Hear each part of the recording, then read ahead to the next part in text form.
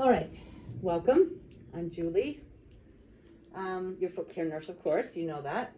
So we're gonna follow the pattern of the paper that you will use for this job.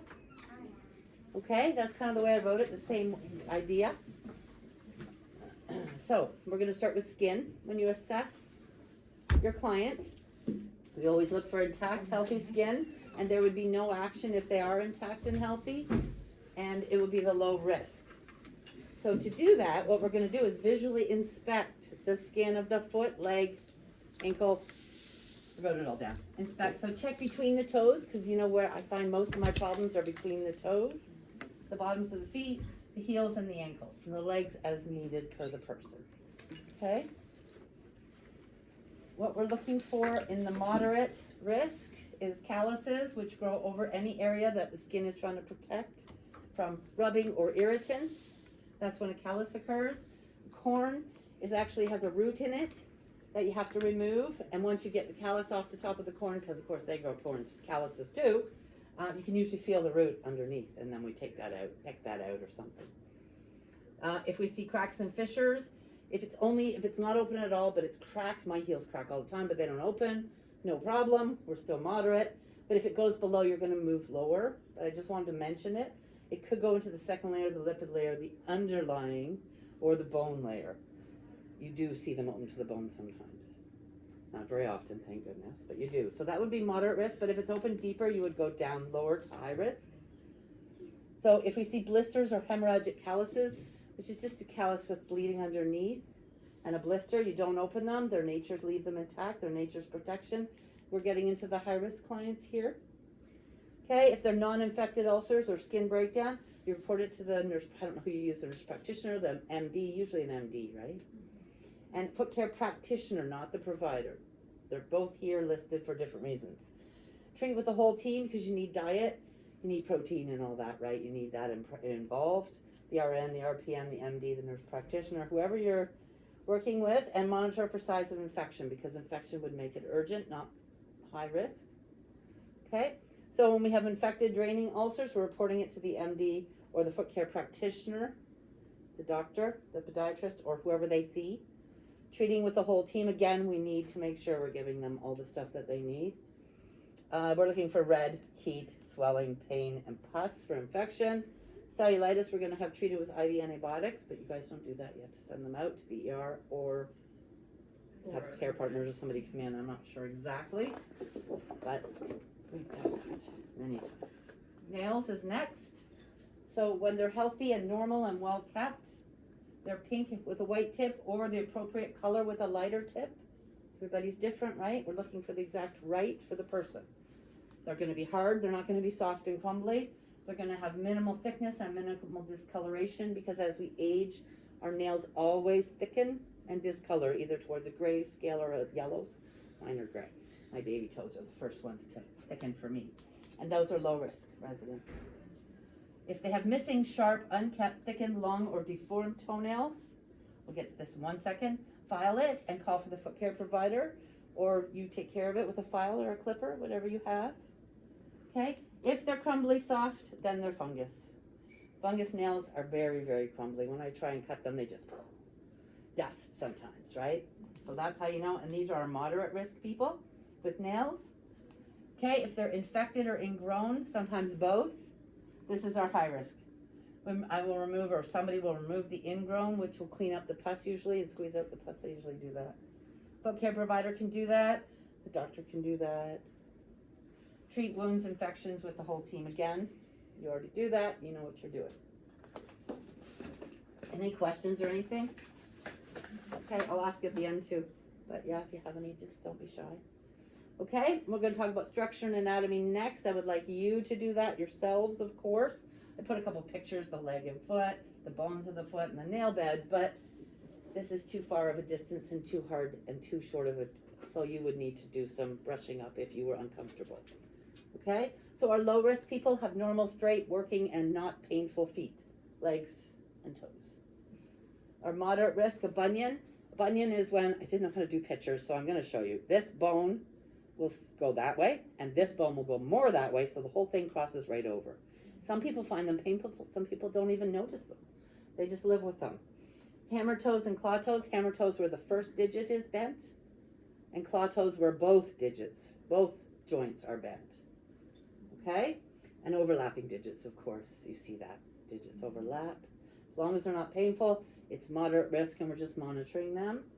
Okay, most of these people will have limited mobility. Range of motion can help limited mobility, and they would use a walker. Fallen arches would be very painful, tired feet.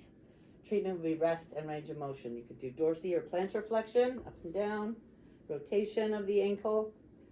Supination is when you turn the foot up, or the hand. Pronation is when you turn it down, and you can abduct, pull away, and adduct, push together the fingers and toes, right? Same idea. Charcoal foot, rocker bottom foot is the same idea.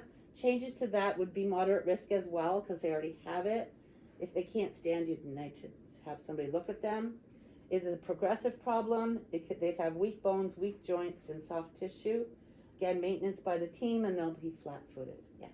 What's charcoal foot? Charcoal foot is when the joint in the middle of the foot collapses, literally.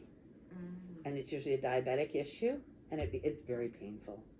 We're just going to talk about that. So the top of the foot or the bottom? The middle. The whole middle inside of the foot collapses, so the There's foot no becomes arch. flat. Oh, No more yeah. arch. Yeah. The whole foot, and it gets wide and fat, like compared to what it was before. Now the whole foot collapses, which is where we are here. If urgent would be a red, painful, hot joint or acute charcoal collapse. So when this is going to collapse, it's going to be hot, red, painful, and it is an ER emergency, an urgent, right? Matter, the doctor, the nurse practitioner. And a rocker bottom foot, sorry? It's the same thing. Oh, It's the charcoal foot. It looks like a rocker bottom now because it's almost bigger at the bottom, so the foot rocks. Oh, okay, So standing on it would be awful, yeah.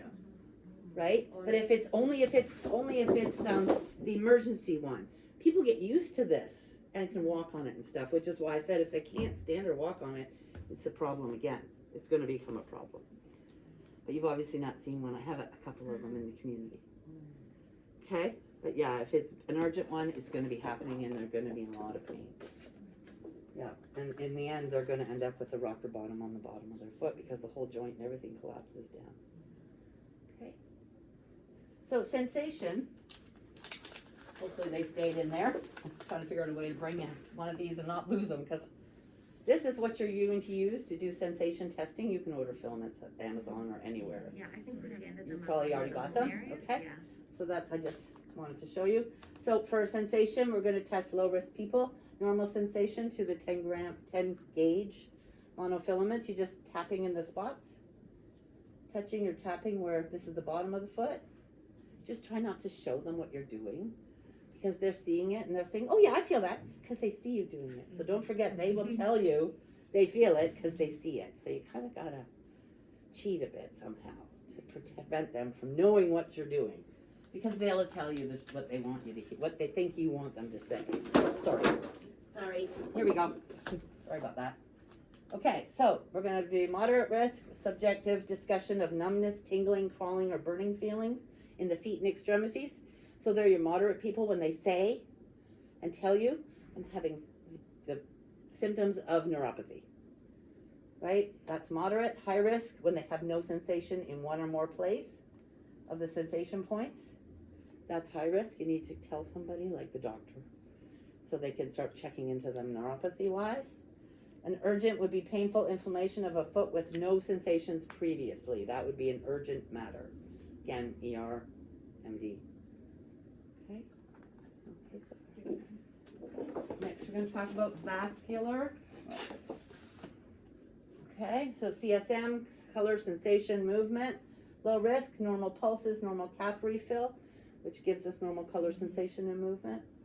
Moderate risk when hair loss is occurring on the body, the legs and the feet. Spider veins, viscosities as well. Edema is just used in M. Regular edema, pitting 1+, 2+, 3+. Okay, these are moderate risk people. Leg muscle pain, fatigue with walking. As soon as they rest, it's relieved. That's a vascular issue. You probably already know that. High risk would be cool skin with pallor or cyanosis, so there's poor color, poor temperature, and poor circulation. So reduced pulses, you always check for pedal pulses, right? Okay. Dependent rubra, no matter what we do with the foot, move it, the red stays. So that's another high-risk incident. Who we would want to talk to, the nurse practitioner, the doctor, or the foot care practitioner. The nurse is to monitor, the team will assist. They will need a vascular lab assessment probably, and you might need a vascular surgeon. Not sure at this stage. We'll get to that at the end. So urgent gangrene, I don't know if you've all seen gangrene, black, shrunken, and odor at first, and then the odor goes away, but that's bad. And cold, white, painful toes of foot is also an urgent matter for the ER or the doctor. So for foot care, low risk, adequate. They have healthy feet and nails. They're clean, dry, and there's no yellow peeling. I know white peeling is dry skin. Yellow peeling is dirt that we're not removing from feet, and it's usually in between the toes. But it can be anywhere on the foot. I've peeled off layers at some places. Just so you know, that can happen. Moderate risk, inadequate. There needs education and assistance with foot care, so we're going to get them on the list. High risk, grossly abnormal skin and nails. They need specialty care, foot care nurse, or a foot care practitioner. That's when the doctor gets involved sometimes. So fungus is crumbly. I just wanted to reiterate. Fungus is crumbly, soft, and over thick nails. Right? Diabetic nail care is team care, and ingrown and infected is also team care. Okay. So footwear is the thing we have the least amount of control over. But we do need to make sure they have appropriate for the foot and the purpose. Make sure it fits. It's not too tight or too small. So because inappropriate, moderate risk, be worn out, too small, too big, or too high heels. All of us have done that to ourselves. High risk is causing pressure in skin to break down in these cases. Any questions so far? You're okay? Okay. So then we start with the low risk, which is at the back of the paper. People with low risk would be a fit normal exam, provide info and local resources to them for what they might need, but they really are good because we're getting a normal exam. Follow up if you need it with the nurse or the nurse practitioner, diabetic education if they're diabetics, the foot care nurse if it's needed, and the foot care practitioner if it's beyond my scope. Of course, the nurse and the MD or you, the nurse, would be a yearly assessment at low risk. Okay, so it's once a year, you check on them to make sure they're fine, but the nurse is checking them if she's doing their foot care. And the PSWs are checking them for you anyways, too. So we do rely on them as well. I didn't write them in, I hummed and hawed about, because we rely on them so much. They are worth the mention. They really are very helpful. So moderate risk, the skin and nails or the anatomical or sensory is abnormal with no skin breakdown and no ulcers. This is our moderate risk. Okay, we would provide diabetic foot information for those who need it, and a list of local resources, foot care provider, or the practitioner if it becomes more serious. Service is usually within a month for the moderate risk people. Okay, our findings, if we find skin and nail abnormalities, we want the foot care provider. If we find structural abnormalities, we want the foot care practitioner, the nurse practitioner, a podorthist, an orthist, a podiatrist, or an occupational therapist. For footwear problems, we would talk to the occupational therapist, the orthist, or the podorthist. For vascular problems, the foot care practitioner, the nurse practitioner, the vascular lab, or the vascular surgeon if needed. It's on the red one. Wasn't sure how soon we'd get into that. That seems a little soon. The loss of protective sensation for anybody is diabetic foot care and education clinic. There's clinics for this as well, but we can also help you with that if you need help. And neuropathy pain, of course, the foot care practitioner, the nurse practitioner, or the medical doctor. And foot assessment for these guys is every 4 to 6 months as needed, or as assessed by the above practitioners. Okay. And then we have the high-risk patients, skin breakdown, ulcers with impaired circulation with no signs of infection or cellulitis. So we provide high-risk diabetic foot information.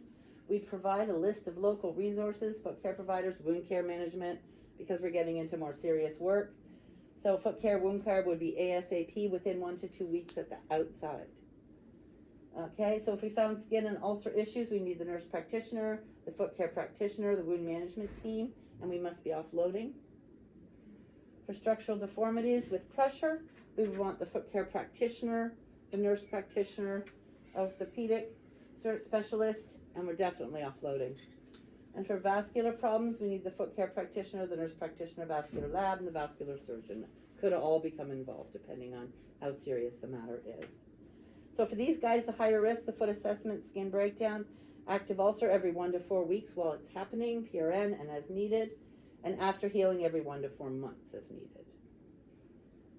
Okay. And last is our urgent people. Okay, so for cellulitis, draining ulcers, acute Charcot joint collapse, gangrene, cold, white, painful foot, or partial painful foot, we need to contact the MD or the ER right away and the foot care clinic for immediate assessment, if that's a possibility for you. If not, the MD and the ER. We'll get them there, we'll get them looked at. Treatment must be within 24 hours and offload is going to be mandatory. So finding skin wound infection, you want the nurse practitioner or the foot care practitioner. Infectious disease or wound care specialists will be needed as well to help. Structural collapse, that's the Charcot foot. The orthopedic specialist, occupational therapy, podorthist, and definitely offloading. Vascular problems, vascular surgeon and the vascular lab are going to be required. And painful or inflammation, the nurse practitioner, the foot care practitioner, or the emergency room, depending on how serious it is, of course. So arrange follow-up with this one, education once stable. They need to be seen way more often until it's all cleared up. Do you have any questions? Did I miss anything you want to know?